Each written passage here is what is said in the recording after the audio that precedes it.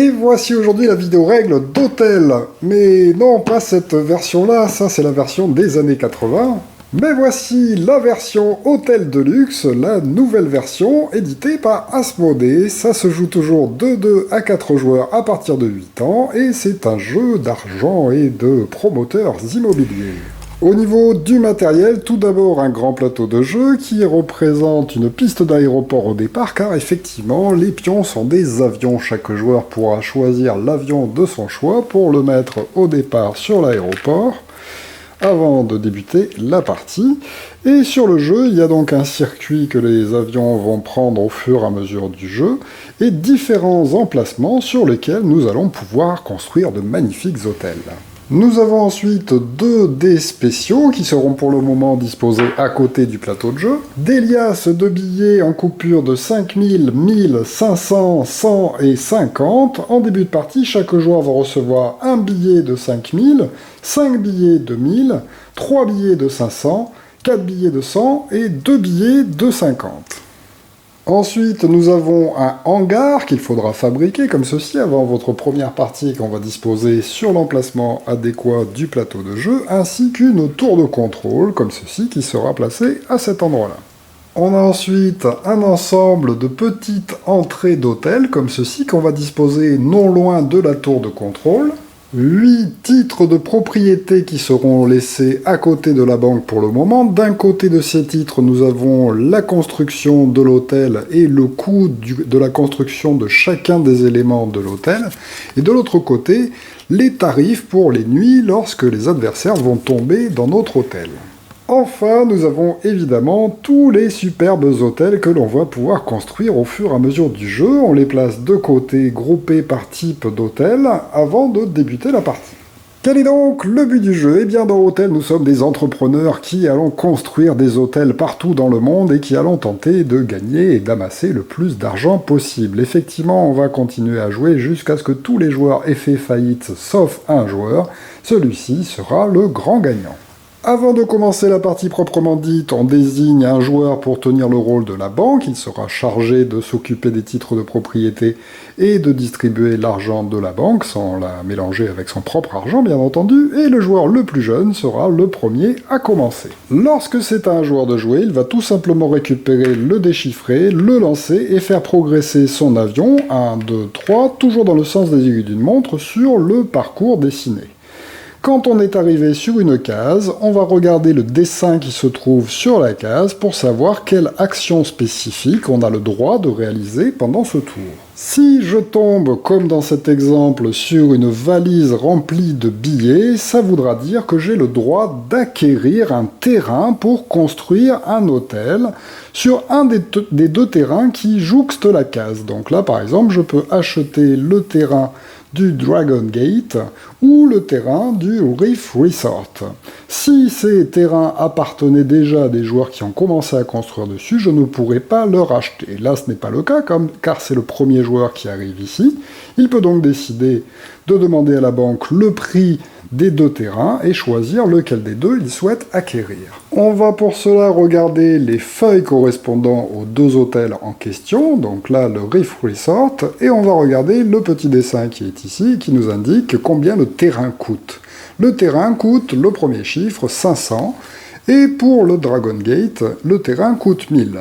Le joueur, disons qu'il a beaucoup d'argent en début de partie, il a envie d'acheter le Dragon Gate, il va tout simplement régler 1000 à la banque et on va lui donner cette feuille qu'il va pouvoir placer devant lui pour montrer qu'il a déjà acquis le terrain de cet hôtel.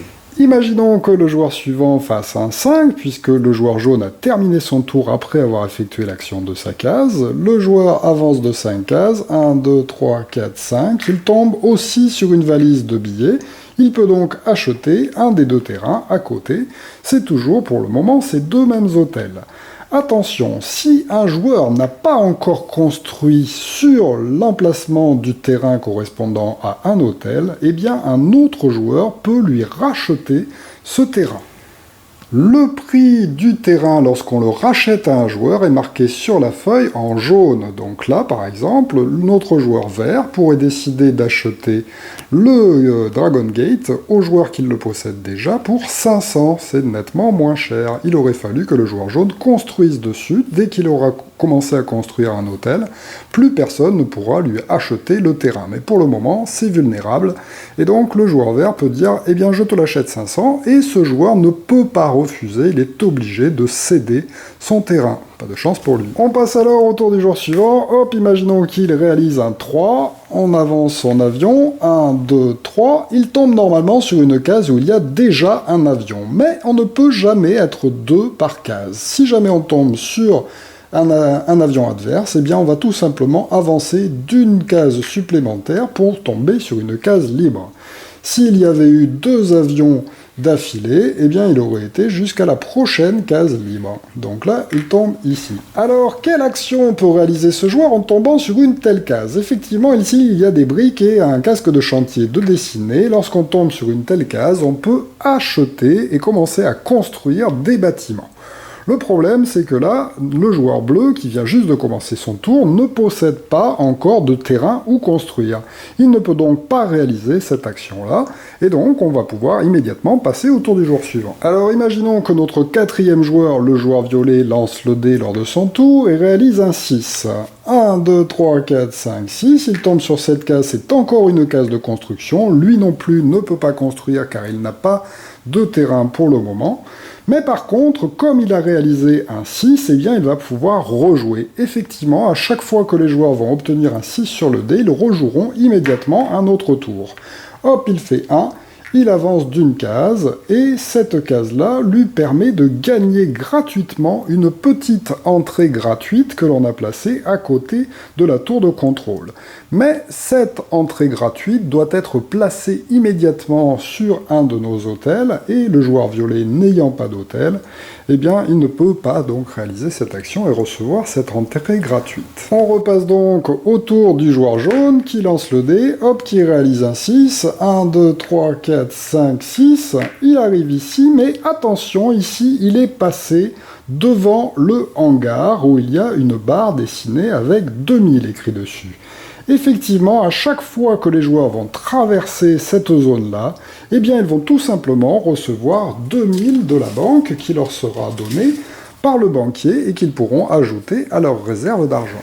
Ensuite, on regarde bien entendu la case sur laquelle il est tombé. C'est une case mallette d'argent qui lui permet d'acquérir un terrain. Cette fois-ci, il est à côté du Rennes et à côté du Uptown Tower. Il peut donc décider d'acquérir ce terrain ou celui-ci ou d'en acquérir aucun. On n'est jamais obligé d'acheter. Alors, que se passe-t-il lorsqu'un joueur, imaginons que le joueur vert réalise un 1, tombe sur une case de construction alors qu'il a déjà un terrain? Eh bien, il va pouvoir commencer à construire un bâtiment sur l'hôtel de son choix si jamais il en a plusieurs. Pour cela, on regarde la feuille de son hôtel et on est toujours obligé de construire les bâtiments dans l'ordre dans lequel ils sont dessinés sur la feuille pour finir par la base de loisirs qui va être placée enfin au pied de l'hôtel.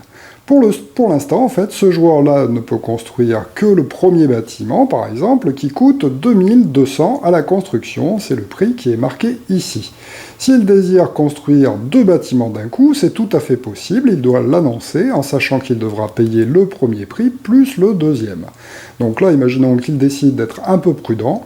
Il préfère acquérir seulement le premier bâtiment et il annonce aux autres joueurs qu'il va payer 2200 pour construire ce bâtiment. Mais avant ça, il va prendre le dé spécial qui est le dé permis de construire et il va devoir le lancer. Effectivement, sur ce dé, il y a 3 faces vertes. Si le joueur lance le dé et obtient un vert, il va tout simplement payer le prix annoncé à la banque et il pourra construire son premier bâtiment sur l'emplacement correspondant de la zone où il peut construire cet hôtel.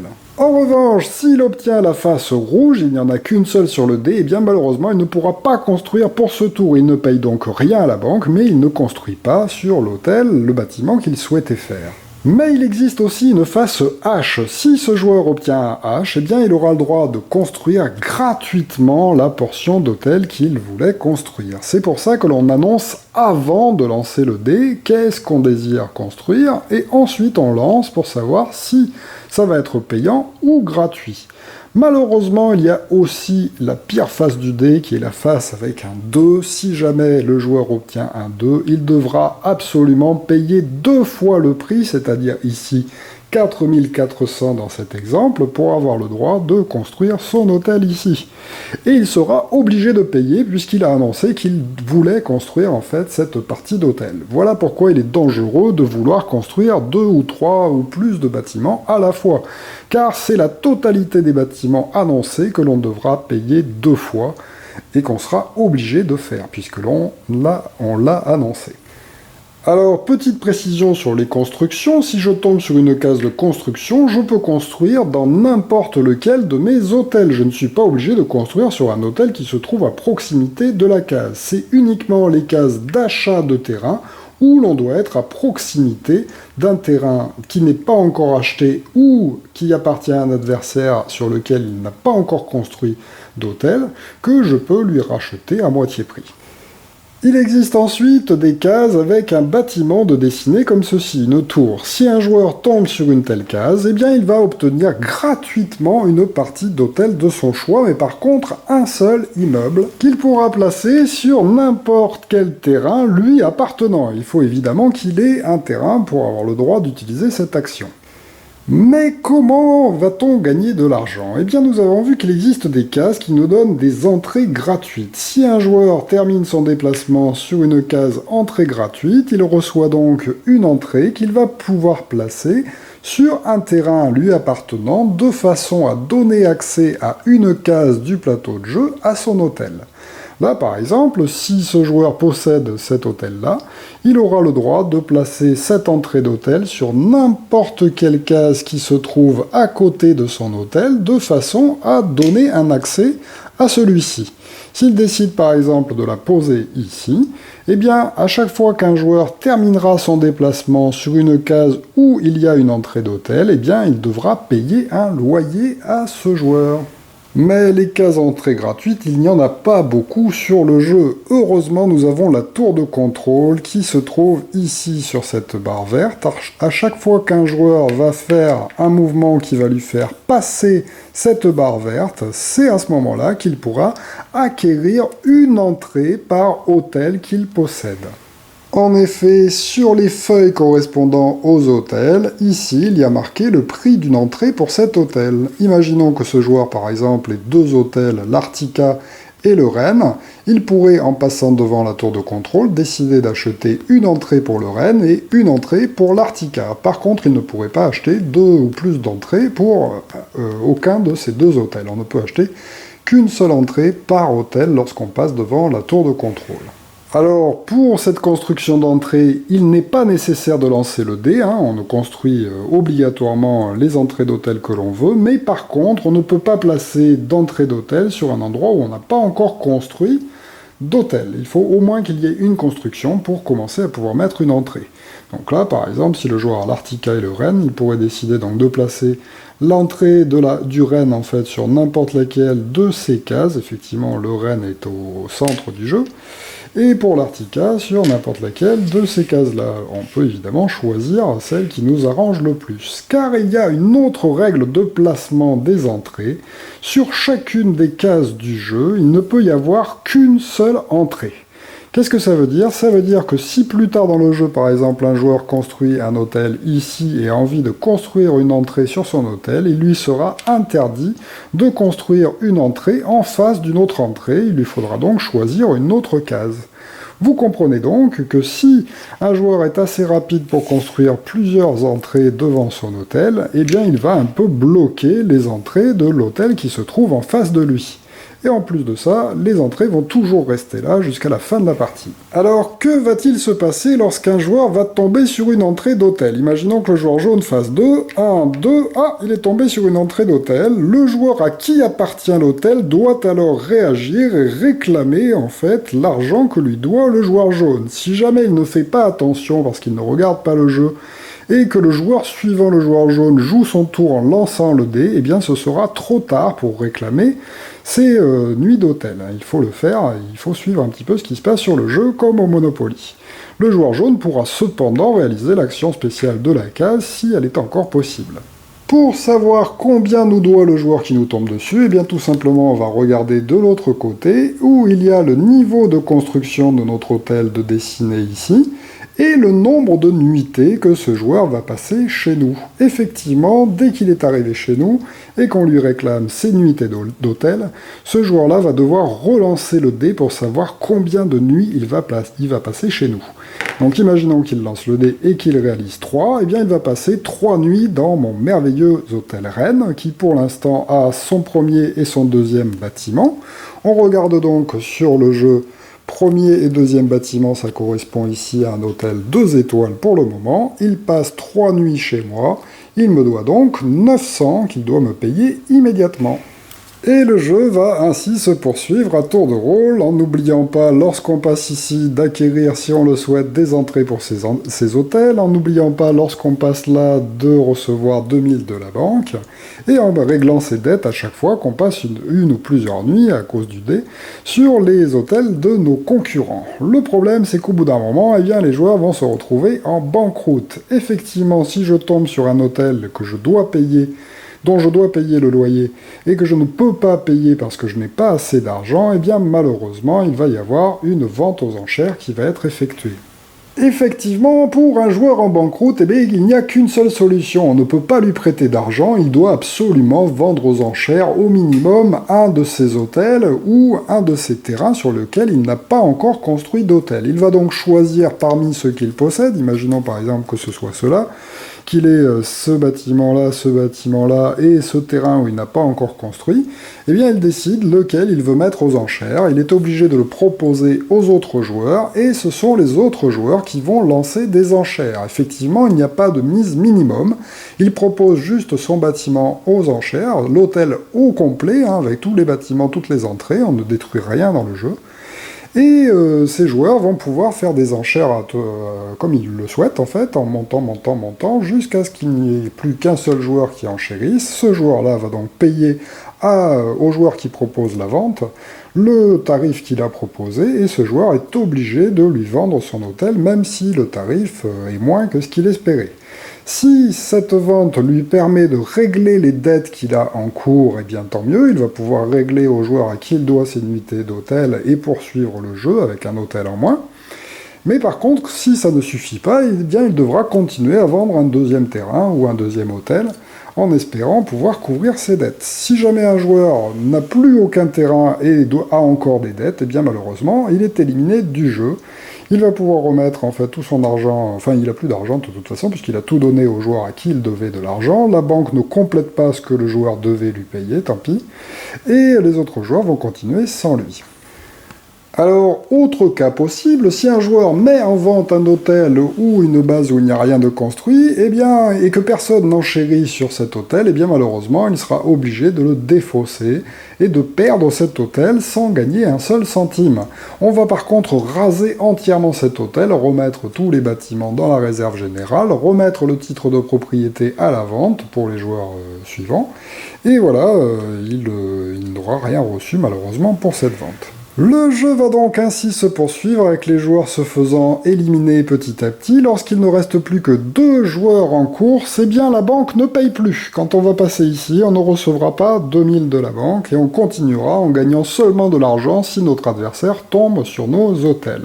Et on continue jusqu'à ce qu'il ne reste plus qu'un seul joueur qui n'a pas fait faillite, car effectivement, si l'autre joueur, quand on joue à 2, fait faillite, eh bien l'autre n'est pas obligé de lui acheter ses titres et peut donc faire exprès en fait de ne rien lui acheter en fait pour le laisser partir en banqueroute totale et donc perdre la partie.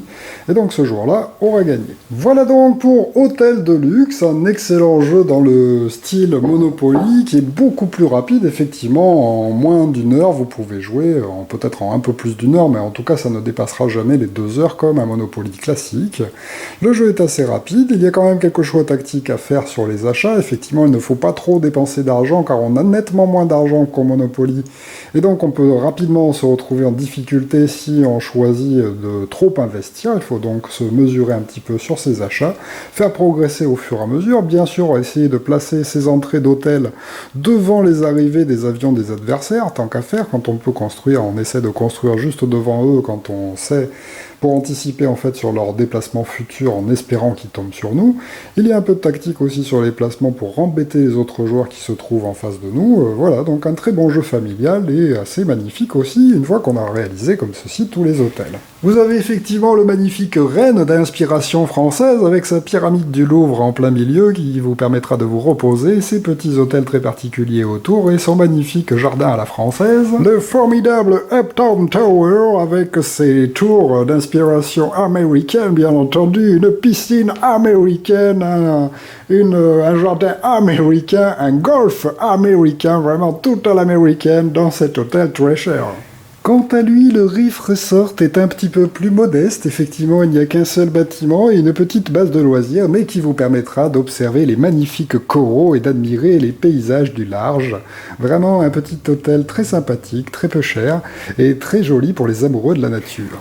Quant au Dragon Gate, il est très bien placé car il est juste avant de passer à la banque. Il pourra donc bien embêter les sombres adversaires en les faisant tomber et passer quelques nuits dans notre merveilleux hôtel d'inspiration pagode asiatique avec des petits pandas qui seront là pour vous accueillir dans la magnifique base de loisirs au cerisier en fleurs. Si vous ne supportez pas le sable chaud et la chaleur torride, vous pourrez vous refroidir un petit peu à l'Arctica qui est un petit peu la maison du Père Noël, effectivement. Un hôtel superbe situé dans le Grand Nord avec la possibilité de faire du ski, bien sûr aussi du patin à glace sur sa base de loisirs, de construire des bonhommes de neige, de passer une petite nuit dans l'igloo si vous le souhaitez, un hôtel qui est recommandé par le Père Noël. Quant au Coconut Beach Club, là c'est bien sympathique, c'est vraiment la plage, les palmiers, la possibilité de faire du surf sur sa superbe base de loisirs avec ses petites cases individuelles, vous pourrez dormir tranquillement, vous pouvez